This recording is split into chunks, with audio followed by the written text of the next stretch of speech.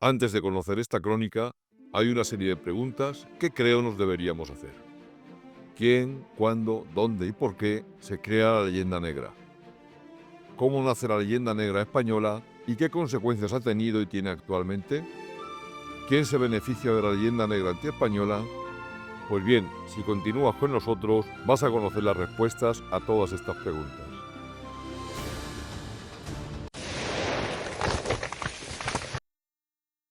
Antes que nada, para saber de qué estamos hablando, debemos definir qué es la llamada leyenda negra española. Pues bien, la leyenda negra es una opinión generalizada en Occidente mediante la cual los españoles son tenidos por inferiores y moralmente peores que el resto de los europeos. Ingleses, franceses, holandeses y alemanes, sobre todo, a lo largo de 3 siglos de imperio español, luchan por su destrucción, pues no toleran que una sola nación, como la muy católica España, haya roto todos los equilibrios de poder europeos y disponga de una superioridad sobre el resto. Tener una leyenda negra es algo absolutamente normal. Las leyendas negras están al cabo de nuestra vida, en cualquier ámbito en el que nos situemos. Hasta en el ámbito familiar, siempre hay uno que destaca más que los demás, sobre el que los demás crean una leyenda negra. La leyenda negra forma parte del comportamiento humano. Los seres humanos somos competitivos, somos incluso envidiosos, y fruto de eso vamos creando continuas leyendas negras, no es nada privativo de la condición de español. Los defensores de la leyenda negra europea construyen una imagen positiva de un norte europeo protestante más virtuoso frente a una imagen negativa de un sur de Europa siempre plagado de vicios y defectos. La leyenda negra tiene dos efectos. Uno, propagandístico en negativo, que deforma la realidad de todo lo español y por extensión de todo el mundo católico, y al mismo tiempo deforma en positivo esos otros pueblos que han construido una imagen de superioridad y supremacismo. Es decir, a través del mismo proceso deforman en positivo a unos y en negativo a los otros.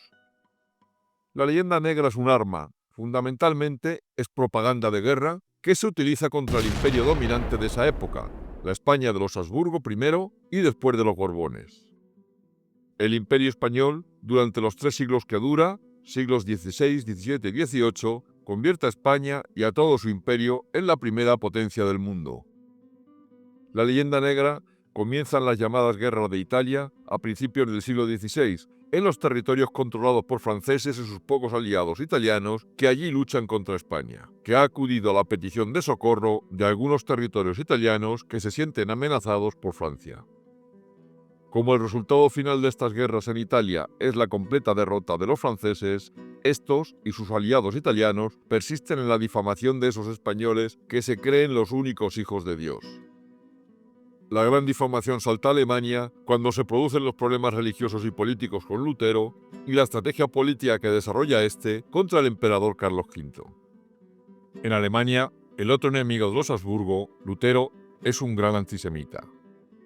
España, a pesar de la expulsión de los reyes católicos, tiene fama de ser una tierra de judíos. Lutero y los príncipes protestantes alemanes dan un gran impulso a la leyenda negra con el uso masivo de la imprenta recién descubierta por Gutenberg. Y sobre todo por el inteligente uso de pasquines a base de buenos dibujos y frases cortas y muy pegadizas, con las que consigue imponer entre la población alemana un sentimiento negativo hacia el emperador de españoles y alemanes, Carlos V. Otra fase importante de la implantación de la negra leyenda, de forma casi definitiva, es el propio Imperio español. A través de las mentiras y exageraciones, pues nunca aporta fechas, lugares o personas, datos concretos, en definitiva, que puedan ser contrastados, solo aporta generalidades. Estamos hablando del monje dominico Fray Bartolomé de las Casas, cuyos dañinos escritos son ampliamente difundidos y amplificados por los enemigos de España. En sus obras, Bartolomé de las Casas convierte al Imperio español en el gran malvado, depositario de todas las maldades y desvergüenzas de la raza humana. Desde Alemania, la ola negro legendaria salta a los cercanos Países Bajos, con los que España mantiene la guerra de secesión de los 80 años. Donde Guillermo de Orange, sobre todo, y Erasmo de Rotterdam, que es otro antisemita, desarrollan un uso masivo y eficaz de propaganda anticatólica, pues los holandeses son protestantes calvinistas. También con el uso intenso de la imprenta en contra de la potencia dominante del momento, el Imperio Español. Si hay un gran beneficiario directo de la leyenda negra española, que además es el primero que se beneficia de esa leyenda negra, va a ser el holandés Guillermo de Orange. Guillermo de Orange es un secesionista flamenco que lo que quiere es justamente eso, separar los territorios flamencos de su legítimo rey Felipe II. La leyenda negra intensifica su efecto de una manera más o menos eficaz desde los años 1570-1580 bajo el reinado de Felipe II. Otro impulso trascendental se lo dan los británicos, que permanentemente conspiran y guerrean contra el Imperio Español al que pretenden sustituir. Los ingleses, que ahora son beligerantemente protestantes, dan forma a la leyenda negra como geoestrategia con el impulso oficial como arma y estrategia de guerra, mediante un uso gigantesco y muy inteligente de todos los medios públicos y privados de propaganda disponibles contra su eterno enemigo, el católico Imperio Hispano. Uno de los principales fines y obsesiones que tiene la leyenda negra antiespañola es conseguir adelantar todo lo posible ese momento en el que comienza la decadencia española. Hay incluso historiadores que no tienen ningún reparo en sostener que la decadencia española y la pérdida de España de su condición de primera potencia mundial se produce en 1556. En esa fecha, el emperador Carlos V hace la doble abdicación de Bruselas y deja a su hermano el Imperio Sacrorromano Germánico y a su hijo Felipe II el resto del Imperio Hispano. Algunos también sitúan el inicio de la decadencia española al final de la Guerra de los 30 años, en 1648, y la consiguiente Paz de Westfalia. Aunque lo cierto es que a España todavía le queda un siglo y medio de ejercer como primera potencia mundial. España pierde su condición de potencia predominante en Europa, eso sí, con la Paz de Westfalia, en la que pierde algunas posesiones europeas, aunque todavía le quedan otras importantes, como Bélgica, Luxemburgo y parte de Italia, que continúan siendo españolas hasta el año 1714. Con la Paz de Westfalia, España pierde prácticamente todo lo que son los territorios flamencos y parte de Alemania, que también eran territorios españoles hasta 1648. Es decir, España en ese momento no solo es la primera potencia del mundo, es además la primera potencia de Europa. El poderío que tiene España es increíble en todos los ámbitos. A partir de 1648 comienza a perder lo que es la influencia española en el ámbito europeo. Pero permanece la influencia en todos los demás ámbitos en los que está presente. En América, en Asia, esa plaza de Filipinas que es de una importancia máxima. Primero, como base militar en todo caso de contención y vigilancia del gran imperio chino, y después como gran base comercial del mundo. Manila, en ese momento, opera como hoy lo hace Frankfurt. Es exactamente el mercado en el que se negocian los precios de los productos que van a ser comercializados en todo el mundo. 1714 es otra de esas fechas preferidas por muchos historiadores para situar el inicio de la decadencia del Imperio Español. En esa fecha ocurre el Tratado de Utrecht, por el que se pone fin a la Guerra de Sucesión del Imperio Español y por el que se pierden el resto de las posesiones europeas. Esta guerra termina con una paz bochornosa para España y la llegada de los Borbones al trono español. Actualmente, los Estados Unidos han sido derrotados en Afganistán y en Vietnam, y a nadie se le ocurre decir que Vietnam es la primera potencia del mundo porque derrota a los Estados Unidos. En el año 1714, esta es la situación del mundo. En aquel momento, una de las peores cláusulas que tiene que firmar España, además de perder sus posesiones europeas, más Menorca y Gibraltar, con el Tratado de Utrecht, es lo que se ha venido a llamar el navío de permiso. El navío de permiso consiste en que España, que hasta ese momento tiene la ruta comercial en régimen de monopolio más importante del mundo, que es la ruta del Pacífico, la que permite traer todos los bienes de Asia hasta Europa vía América. Otorga un permiso a Inglaterra para que a partir de ese momento pueda poner en funcionamiento un barco para comerciar con 500 toneladas de producto. Cuando el galeón de Manila, en ese momento, todavía comercia con 2.000 toneladas de producto. En 1714, entonces, ¿quién es la primera potencia y quién no lo es? Eso también es leyenda negra. Y eso lo estamos leyendo continuamente en todos los libros de historia del mundo. no existe un solo libro de historia del mundo que diga que en 1714 España sigue siendo la gran potencia del mundo. Siendo así, que ejerce las 4/5 partes de la ruta comercial más importante de aquel momento. Situaciones como esta son las que sustentan la leyenda negra española. El último y mayor proyecto de liquidación del Imperio Español se va a producir en el año 1741, como siempre, por los ingleses.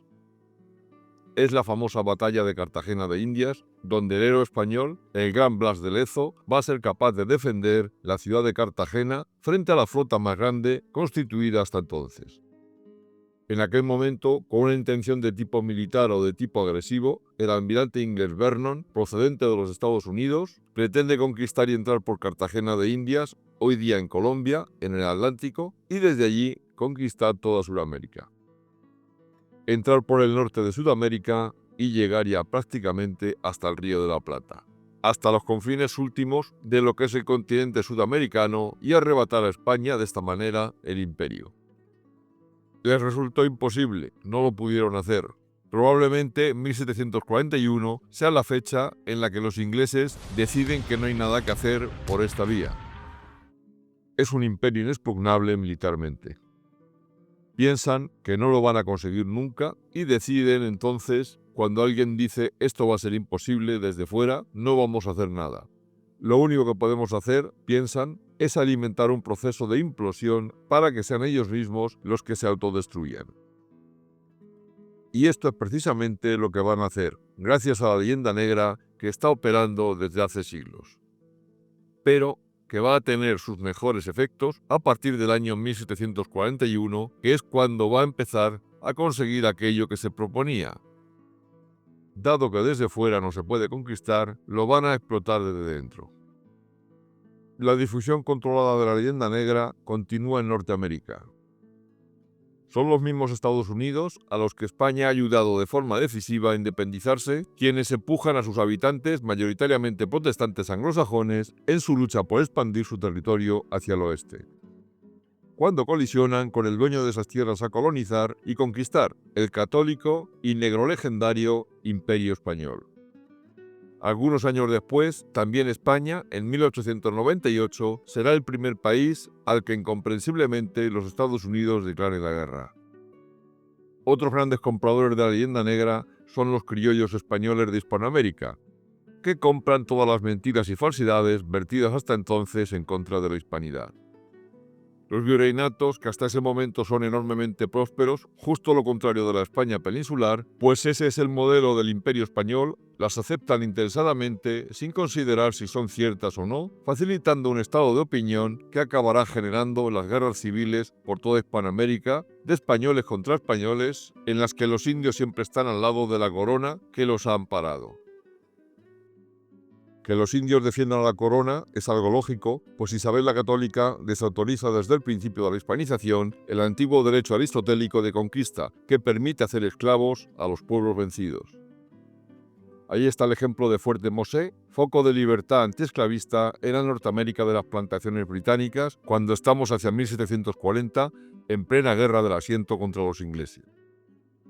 En España, la aceptación de la leyenda negra como parte de la cultura española tiene lugar por varios factores.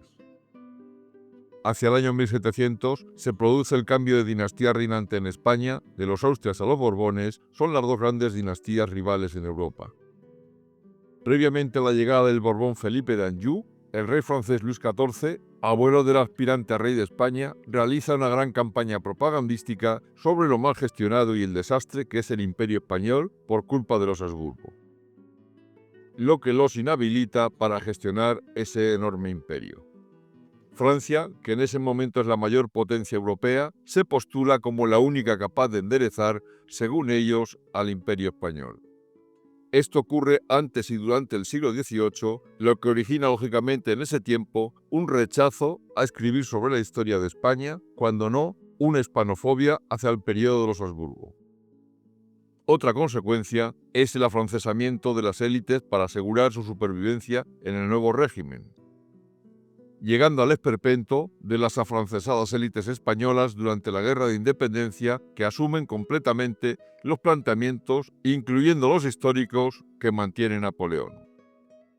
La consecuencia del afrancesamiento de las élites es que ningún intelectual, solo el pueblo, defiende la memoria de España. Y así empezará a ocurrir a partir del siglo XIX, particularmente desde los años 1815 a 1820 en adelante, en los que se produce la fragmentación del Imperio español en una pequeña monarquía y 22 débiles y manejables repúblicas. Los virreinatos aprovechan aquel momento de debilidad en la que la España continental está en guerra o acaba de terminarla contra los franceses de Napoleón, para rebelarse e iniciar las guerras civiles de la secesión, que desembocarán en el descuartizamiento y la secesión de casi toda Hispanoamérica. Los secesionistas cuentan, para esta autodestrucción, con la imprescindible, interesada e inestimable ayuda del Imperio Británico, que a continuación de la secesión colonizará económicamente casi toda la región. La última fase del desarrollo e implantación de la leyenda negra española es la propiciada por la Unión Soviética, que la explota políticamente en su campaña de penetración e implantación del comunismo en Hispanoamérica al propiciar el culto al indigenismo, arrasando al mismo tiempo con cualquier atisbo de hispanización. La leyenda negra es una expresión que se da a conocer desde los tiempos de Julián Juderías, que publica en España en 1914 una obra sobre este concepto con muy poca resonancia en España. Él habla de la leyenda negra como de algo que ya es conocido, pero no lo explica. Supone que quien lo está leyendo sabe perfectamente de lo que está hablando cuando utiliza el término leyenda negra.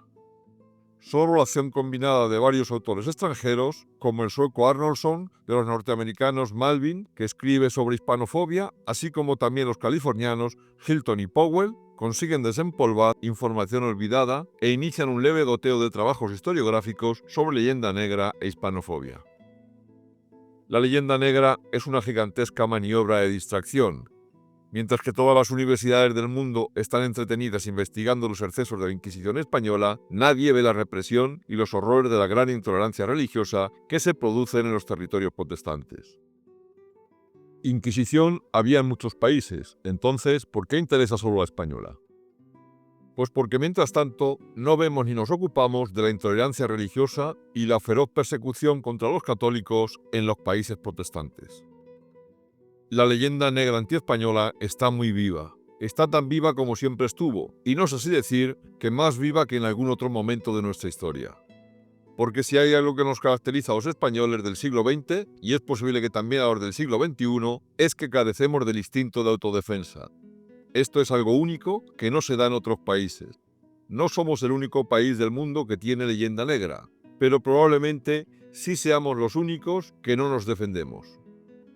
Es más, es que hoy son muchos los españoles que encuentran un cierto placer en recrearse en esa leyenda negra. ¿Qué tenemos en el ADN de los españoles para no tener dentro de él un sentimiento tan natural, tan propio y tan lógico de autodefensa? La leyenda negra va a resultar muy eficaz a lo largo de la historia y va a tener un resultado muy concreto y muy definido. Este gigantesco y muy consolidado imperio español es casi inexpugnable militarmente.